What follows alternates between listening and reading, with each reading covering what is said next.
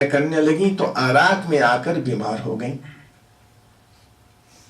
اور کسی نے کہا کہ شہزادی یہاں سے کچھ دور پر قم ہے، وہاں آپ چلیں۔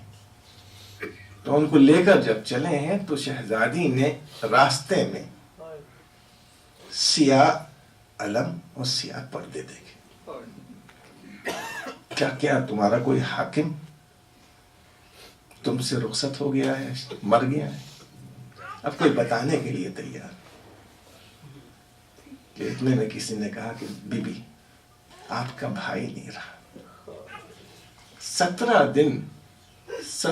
دن بی بی بیمار رہیں اور اس کے بعد دنیا سے رخصت ہو گئیں، صرف بھائی کے مرنے کی خبر ملی تھی۔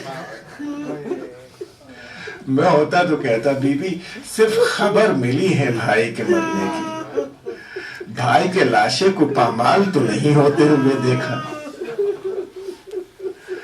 بھائی کے لاشے کے پاس کھڑے ہو کر وہاں سے گزرنا تو نہیں پڑا۔ ذرا کربلا میں آ کر اس بہن کو دیکھیں کہ ایک کے بعد دیگرے لاشیں اٹھاتے ہوئے بھائی کو دیکھ رہی ہیں۔ یہ کوئی تنہا میدان میں کھڑے ہو کر حل من ناصر ینصرنا کی صدا بلند کرتے ہوئے زینب نے دیکھا۔ آخر میں ایسا منظر دیکھا کہ حسین کی لاش پڑی ہوئی ہے، گھوڑے ادھر سے ادھر دوڑائے جا رہے ہیں۔ اس بہن نے اپنے بھائی کی لاش کو ہاتھ لگا کر صرف اتنا کہا، یا جدہ صلی علیکہ ملائکۃ السماء، اے نانا آپ کے اوپر آسمان کے فرشتوں نے نماز پڑھی، وَهَذَا حسین مرمل بالدماء، اور یہ حسین ہے جو خون میں لتڑا ہوا پڑا ہوا ہے۔ زمین کے اوپر کوئی نماز پڑھنے والا نہیں، کوئی غسل دینے والا نہیں، کوئی دفن کرنے والا نہیں۔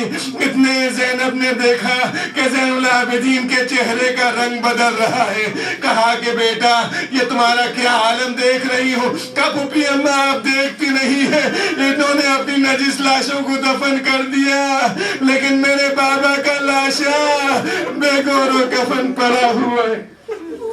اجرکم اللہ، خدا آپ کو سوا غم حسین کے کسی غم میں نہ رلائے۔ بہن بھائی میں بہت محبت تھی عزیزان گرامی۔ موت نے تو تھوڑا سا فاصلہ پیدا کر دیا، مگر موت کے بعد بھی زینب اور حسین کی محبت میں کمی نہیں ہوئی۔ جب شام کے دربار کے قریب زینب پہنچ گئی اور دیکھا کہ تماشائیوں کا مجمع زیادہ ہے، ایک مرتبہ عورتوں کو آواز دی اور کہا، ارے آؤ میں بد دعا کرتی ہوں تم آمین کہنا۔ ایک مرتبہ زینب کے ہاتھ بلند ہوئے، سر مظلوم کربلا پر نظر پڑی، دیکھا کہ آنکھوں سے آنسو جاری ہے۔ ایک مرتبہ آواز دی، میرے ماں جائے کون سی تازہ مصیبت آ گئی؟ علی اکبر کے مرنے پر نہ روئے، عباس کے مرنے پر نہ روئے۔ کہا بہن تمہاری مظلومیت تو ہمیشہ لڑا رہی ہے، اسی عالم میں دربار میں چلی جاؤ ورنہ میری محنت رائے گاہ ہو جائے۔ اللہ لعنت اللہ علی قوم الظالمین وسيعلم الذين ظلموا أي منقلب ينقلبون۔